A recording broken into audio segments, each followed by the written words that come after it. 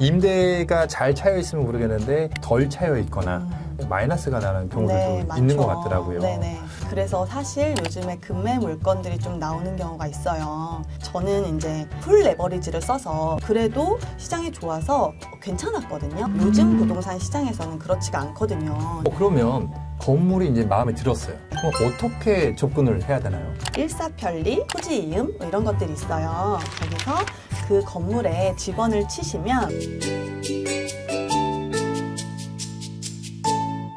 안녕하세요. 빌딩로드 부동산 중개법인의 신하연 팀장입니다. 안녕하세요. 세무법인 넥스트 조남철 세무사입니다. 저는 가족 임대 법인으로 빌딩을 구입한다고 할 때 체크리스트를 몇 가지 안내를 드리고 있는데요. 빌딩을 구입할 때도 팀장님께서는 해당 고객분에 대한 점검 사항들을 체크하는 부분들이 좀 있을까요? 아, 그럼요. 저희도 당연히 있고요. 일단 저는 나를 알고 적을 알면 백전백승이다 뭐 이런 말이 있잖아요. 예. 마찬가지로 나의 컨디션을 먼저 체크하셔라.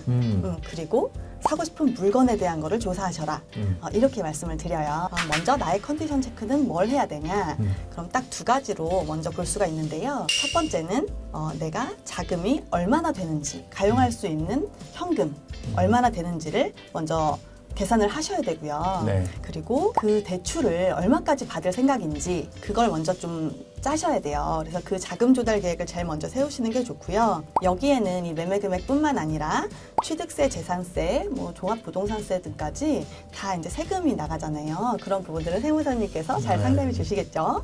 그리고 또 대출을 받으시면 월 이자가 나가잖아요. 예. 그래서 이런 부분들을 월에 얼마가 지출이 될지, 그리고 임차인이 있으면 수입은 얼마가 될지, 그래서 내가 이 대출 이자를 임대료로 받을 수 있을 것인지 뭐 이런 부분들을 먼저 체크를 하셔야 됩니다. 네. 제가 이제 상담을 하다 보면은 가끔 뭐 80%, 90%풀 레버리지 하기도 하고, 임대가 잘 차여 있으면 모르겠는데 덜 차여 있거나 그다음에 임대료와 이자 지출 비용 예상했을 때 마이너스가 나는 경우들도 네, 있는 것 많죠. 같더라고요. 네네. 그런 경우에 본인의 기본적인 소득 활동이 유동성이 충분하다고 하게 되면은 이제 버틸 수가 있겠는데 그렇지 않은 경우도 많은 것 같더라고요. 네, 그래서 사실 요즘에 금매 물건들이 좀 나오는 경우가 있어요. 요즘에 갑자기 임차가 시장이 좀 좋지 않다 보니까 임차인이 나가시거나, 그래서 이 대출 이자를 본인이 다 감당하시다가 도저히 안 돼서 매물을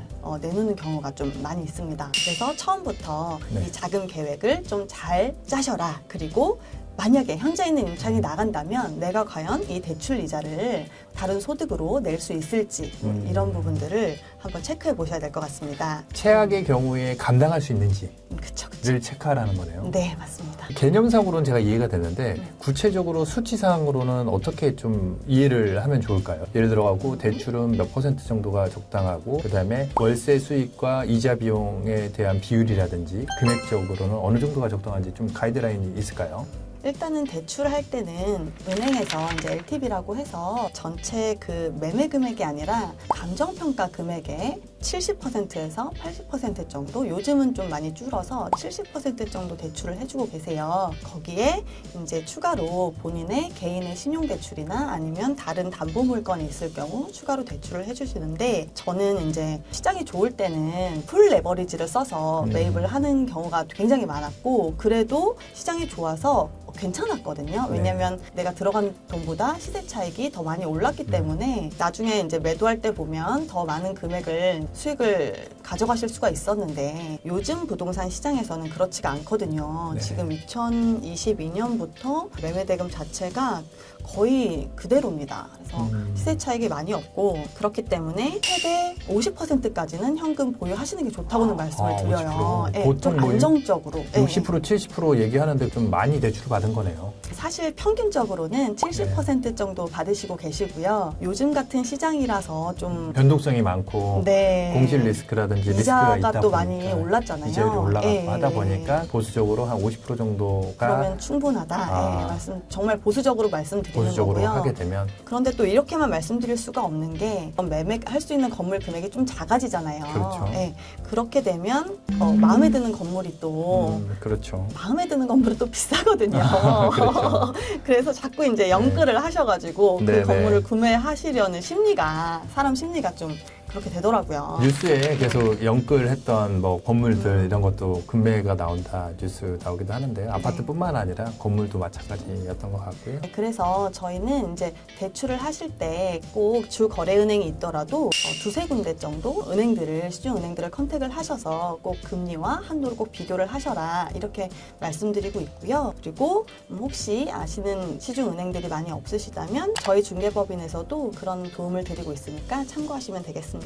네, 알겠습니다. 그리고 두 번째는 건물의 메인 목적을 분명히 하셔야 됩니다. 무슨 뜻이냐면 건물도 내가 사고자 하는 목적이 있거든요. 이걸 내가 수익형으로 가져갈지, 그럼 수익형으로 가져간다고 하면 수익률이 높은 그리고 임차인이 좋은 이런 빌딩을 사서 가져가셔야 되고요.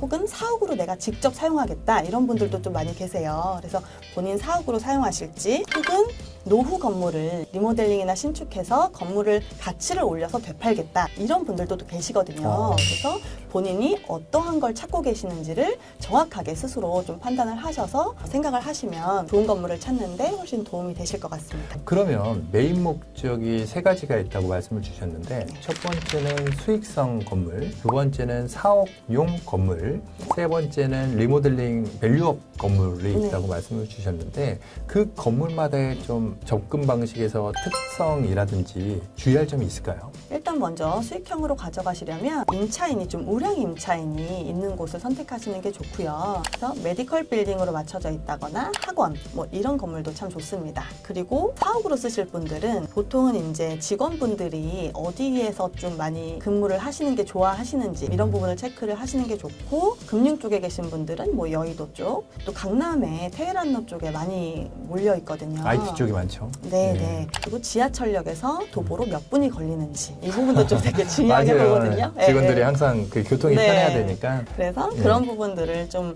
생각하셔서 건물을 보셔야 되고요. 리모델링이나 신축해야 되는 곳은 밸류업을 할 수 있다고 하는 부분들은 토지 상태를 정말 잘 체크하셔야 돼요. 그래서 인허가가 날 수 있는 곳인지 혹은 용적률이 내가 좀 더 받을 수 있는 뭐 그런 조건들이 있는지 이런 부분들을 좀 체크하시는 게 좋을 것 같습니다. 예전에 한 5년 전쯤인가 모텔이나 호텔을 낙후된 곳을 리모델링 해갖고 브랜드도 해갖고 했던 것들이 한참 유행이었던 것 같아요. 그때는 이 노후된 모텔을 오피스텔로 약간 개조해가지고 용도 변경해서 분양을 하는 뭐 이런 사례들이 좀 있었어요. 근데 요즘은 똑같이 노후된 모텔을 매입하시고자 하는 분들이 많은데요. 이제는 오피스텔이 아니고 숙박업, 에어비앤비 네, 이런 식으로 지금 사용하시려고 하시는 분들이 많습니다. 저희 고객 중에서도 홍대라든지 종로 쪽에서는 외국인들 유입이 많다 보니까 그런 에어비앤비라든지 고시원, 원룸 이런 임대 수요가 굉장히 많은 것 같고요. 그 다음에 요 강남 저희 사무실 근처에는 대치동도 가깝고 큰 학원들이 좀 있다 보니까 학사라든지 그런 학생들 대상으로 임대 사업하시는 분도 좀 많은 것 같긴 하더라고요. 맞아요. 그래서 최근에는 호스텔로 네. 근린생활시설을 호스텔로 용도 변경을 하시는 사례도 좀 있습니다. 그렇군요. 네. 그런 부분들 참고해서 투자를 좀 하셔야 되긴 하겠네요. 네, 이제 나를 알았으니 빌딩에 대해서도 한번 체크를 해봐야 됩니다. 그러면 건물이 이제 마음에 들었어요. 그럼 어떻게 접근을 해야 되나요? 일단 이게 앉아서 컴퓨터로 할 수 있는 조사들이 있고요. 그다음에 직접 가서 조사를 해야 되는 부분들이 있습니다. 나눠서 한번 설명드리면 저희가 제일 편하게 이용할 수 있는 사이트로는 일사편리, 토지이음 뭐 이런 것들이 있어요. 거기서 그 건물에 집원을 치시면 그 땅의 용도 지역이랑 용도 지구, 지구 단위 계획구역 뭐 이런 규제 사항들이 있거든요. 그래서 그런 규제 사항들이 어떤 것들이 있는지 또 혹은 건축물 대장에 불법 건축물은 없는지 이런 것들을 한번 좀 체크하셔야 됩니다. 저 개인적으로도 지금 살고 있는 아파트를 매각을 했고 그 다음에 새로 이사갈 집을 어제 계약을 했거든요. 네, 근데 축하드립니다. 그 과정에서 어떤 일이 있었냐면은 집 근처에 중개 사무실 사장님하고 이렇게 얘기하는 과정에 두 가지 이슈가 있었어요. 첫 번째는 중도금을 받아야 되지 않습니까? 네. 근데 그 부분에 대해서 중개사님이 좀 실수를 하신 거라고 제가 판단이 되는 게 주변에 알아봤더니 그건 실수라고 하더라고요. 저희 아파트는 대출이 없었는데 사는 분이 중도금 대출을 받아도 되냐 그런 얘기를 하는 거예요. 그런 게 잔금 대출을 받지 네네네. 중도금 대출 받지 않지 않습니까? 물론 새로 사시는 분이 부모님이 이제 사주는 신혼부부가 이렇게 하다 보니까 그런 얘기를 했는데 함부로 그렇게 중도금에 대해 갖고 근저당을 설정하고 대출을 받고 그런 부분들에 대해서 하는 부분이 아닌데 네. 첫 번째 그런 이슈가 있었고요. 또 하나는 이제 새로 우리가 사야 될 집이 네. 뭐 저축은행 캐피탈까지 뭐 엄청 대출이 많이 있는 거예요. 근데 그 부분이 우리가 겁이 나지 않습니까? 네. 그럼 우리가 잔금을 주거나 뭐 중도금을 주게 되면 그 사람이 받아서 대출을 상환을 해야 되는데 1금융까지는 바로 잔금 상환이 다이렉트로. 되는데 2금융이나 캐피탈에 이쪽으로 가게 되면은 그 직접 상환이 안 된다고 하더라고요. 네. 그러면은 매도자가 받아갖고 내야 되는데 그거 안 내면 등기가 근저당 말소가 안 되는 거 아닙니까? 그렇죠. 그럼 우리는 잔금 줬는데 네. 그런 두 가지가 아주 심각한 이슈가 있었습니다. 그래서 그 물건을 안 산 거고 그 중도금 네. 대출도 제가 바로 하나은행 지원이 여쭤봤더니 그런 거는 하시는 거 아니라고 그쵸. 주셔갖고 네네네. 제가 나중에 우리 와이프한테 컴플레인 걸라고 그랬습니다. 네, 그래도 잘 체크하셨네요. 네. 이게 아주 중요한 역시. 일이다 보니까. 네. 근데 건물은 더 금액도 뭐 최소 50억, 100억 네. 이렇게 될 텐데 이런 경우도 또 있지 않습니까? 그렇죠. 그래서 등기부등본을 누구나 다 뗄 수가 있습니다. 정부24에 가셔서 등기부등본을 떼보시면 거기 등기에 가압류나 가처분 등이 또 있을 수가 있어요. 그래서 그런 부분들을 또 꼼꼼히 체크하시고 그리고 매도인의 융자금도 또 거기에 나와 있습니다. 그런 부분들이 얼마나 있는지 좀 확인하시는 것이 좋습니다. 그리고 임대 현황이라든지 그다음에 뭐 관리비라든지 그런 것도 거래를 할 때 이게 이제 소개해 주신 중개사분이 계실 거잖아요. 네. 그럼 그 중개사분들을 통해서 임차 현황을 좀 체크하셔야 돼요. 임차 현황이라고 하면 보증금은 얼마인지,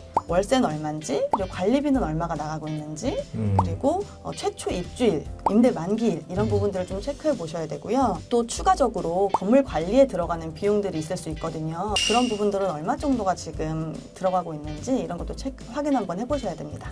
건물의 컨디션, 네, 그다음에 그렇죠. 또 불법 건축물 막 이런 것도 네. 확인해 보긴 해야 되겠네요. 그렇죠. 왜냐면 과태료나 강제 이행금 막 이런 것도 나오지 않습니까? 네, 맞습니다. 자, 그래서 이제 이 컴퓨터 앞에 앉아서 사전 조사를 좀 하셨다면 이제 직접 건물을 가서 한번 보셔야 됩니다. 자, 현장에 갔습니다. 네. 뭐 어떤 부분들을 중점적으로 확인해야 될까요? 먼저 일단 건물의 상태를 좀 체크해 보셔야 되는데요. 아까 그 말씀하셨듯이 불법 건축물이 있지는 않는지 이거 여부도 한번 체크해 보셔야 되는데 이게 불법 건축물이라 하더라도 건축물 대장에 등재가 안 되는 경우도 있어요. 그래서 직접 현장을 보고 무언가 주차장이 다른 용도로 사용되고 있지는 않은지, 옥상 부분에 없어야 될 구조물들이 좀 있지는 않은지 이런 거 눈으로 한번 확인해 보실 수 있고요. 또 하나는 건물이 오래되다 보면 또 누수와 결로가 생기거든요. 사실 이 누수와 결로는 신축 건물일 때도 있을 수도 있어요. 건물을 잘못 지으면. 네. 그래서 구석구석 다니시면서 그런 부분들이 있는지 좀 체크해 보셔야 되고요. 간혹 가다가 임차인이 없는데 임차인이 있는 것처럼 해놓는 경우도 있어요. 그래서 실제 임차인이 제대로 내가 알고 있는 서류상으로 받았던 그 임차인이 맞게 있는지도 한번 현장에서 보시고요. 그리고 이제 계속 임차인을 승계하셨을 경우에 임대료를 받으셔야 되잖아요. 그러니까 장사는 잘 되고 있는지 손님은 많은지 이런 부분도 좀 체크해 보셔야 됩니다. 특히 서울의 꼬마 빌딩 주차가 어렵지 않습니까? 그렇죠. 주차가 보통은 이제 주차가 일렬 주차라고 하죠. 그래서 이렇게 돼 있는 경우도 있고 아니면 대부분은 또 기계식 주차가 있는데 기계식 주차 같은 경우는 큰 차가 안 들어가는 경우가 굉장히 많아요. 그래서 실제로 자기 차를 가지고 가셔서 주차하는데 무리는 없는지 한번 주차도 해보시고요. 그리고 또 하나 제가 말씀드리는 거는 꼭 이렇게 차로 갔다가만 오실 수가 있는데 네. 지하철역에서 건물까지 꼭 걸어서 가보시라 말씀드려요. 실제로 몇 분이나 걸리는지 가는 길에 심한 오르막이나 심한 계단은 없는지 심한. 심한 네. 오르막이 있을 수 있거든요. 네, 이게 네. 지도상으로 보이지 않는 그런 부분들을 좀 체크해 보시라 말씀드리고요. 제일 중요한 거는 또 이제 주변의 상권을 또 한번 보셔야 되는데요. 이게 상권이라는 게 유동인구가 또 얼마나 많은지 그리고 그 안에 상가들에 얼마나 많은 사람들이 있는지를 보셔야 되는데 이걸 보시려면 한 번 가셔서는 안 됩니다. 점심 때 다르고 저녁 때 다르거든요. 점심 상권, 저녁 상권 한번 보시고요. 또 주중에도 한번 가보시고 주말에도 한번 가보셔야 됩니다. 상권이라는 게 다 다르기 때문에 그 상권 다 네. 뭐 점심, 저녁, 평일, 주중, 주말 뭐 이런 것들이 다 있다고 네. 하게 되면 그런 상권이 있나요?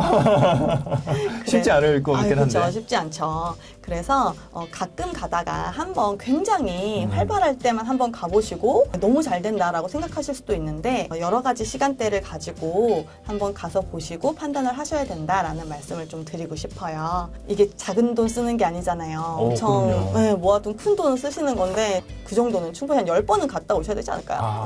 맞습니다. 좋은 네. 물건을 구입하기 위해서는 발품을 많이 맞아요. 팔아야 된다는 얘기가 있지 이건 않습니까? 꿀팁인데요. 비 오는 날 꼭 가보세요. 비 오는 날? 네.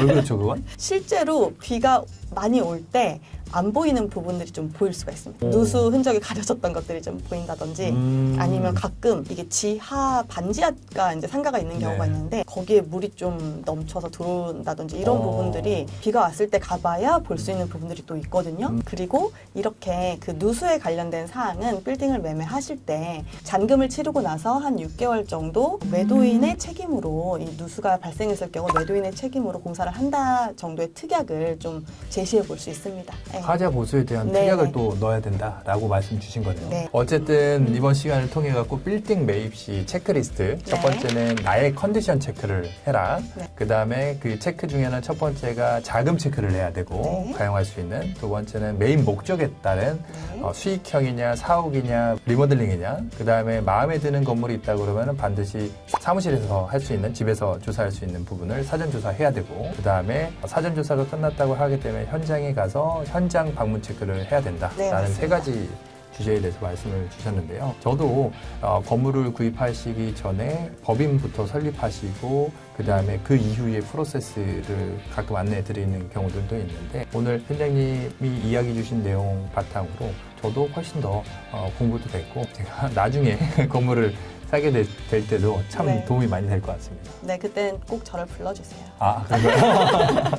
어쨌든 오늘 영상이 도움이 되셨길 바라는 마음으로 이번 영상은 여기서 마치도록 하겠습니다. 감사합니다. 감사합니다.